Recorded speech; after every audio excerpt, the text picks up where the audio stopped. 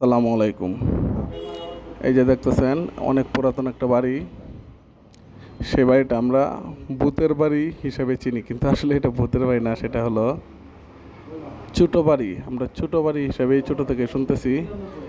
বাড়িটা প্রায় কয়েক শত বছর পূর্বের ব্রিটিশ আমল থেকে এই বাড়িটা এখানে অবস্থিত। সেই বাড়িটা ছিল ইসাকা বংশধরদের একজনের।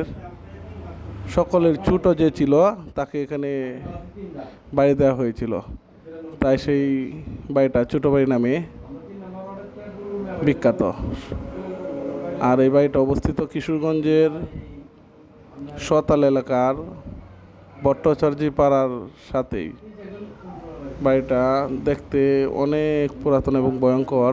এখানে আপাতত কেউ বসবাস করে না, পরিত্যক্ত অবস্থায় আছে। আমরা আসছি এখানে ঘুরতে। এই যে বাড়িটার তিনতলা বিশিষ্ট বাড়ি। এই যে আমি উপরের দিকে উঠতেছি আস্তে আস্তে, দোতলায় যাব। এই যে এখানে অন্ধকার, কারণ কেউ থাকে না তো এখানে, তাই লাইট নেই। বাড়ির ভিতরের অবস্থানটা দেখেন, কত শত শত বছর পূর্বের বাড়িটা ছিল। আমার কাছে অনেকটা রহস্যময় লাগলো। বাড়িটা অনেক বিলাসবহুল বাড়ি ছিল। বাড়িটার প্রাসাদটি অনেক ছোট, কিন্তু বাড়ির এরিয়াটা অনেক বড়। আমরা এই বাড়ির ইতিহাস সম্পর্কে মুরব্বীদের কাছ থেকে যেটা জানি, এই ছোট সাপ ছিলেন খুব প্রতাপশালী, খুব প্রভাবশালী লোক। সকলের ছোট যে ছিল ইসাকার বংশের, তাকে এখানে দেওয়া হয়েছিল। ইনি এখান থেকে অনেক এই জমিদারি চালাতেন এবং এখানে বসবাস করতেন তার ফ্যামিলিকে নিয়ে। সময়ের কালের পরিবর্তনে বাড়িটা এখন ধ্বংসের পথে। আপনারাও আসবেন, আয়সা দেখে যাবেন বাড়িটার ঐতিহ্যবহ কত সুন্দর একটি পরিবেশ ছিল আর এখন কি অবস্থায় আছে। আমার কাছে বাড়িটা খুব আকর্ষণীয় লাগলো, তাই আসলাম, আয়সা দেখলাম। বাড়িটা বেশি একটা দূরে নয়, আমার বাসা থেকে কাছেই।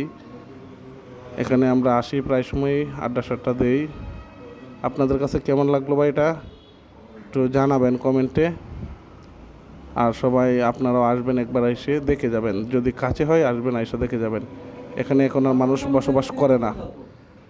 বাড়িটার পাশে আছে অন্যরা, তারা মনে হয় বাড়ির লোক না, অন্যরা অন্যদিকে পাশে বসবাস করা হয়, কিন্তু এই বাড়ি থেকে বসবাস নাই। আদিকালের বাড়ি, ভূতের বাড়ি, ছোট বাড়ি।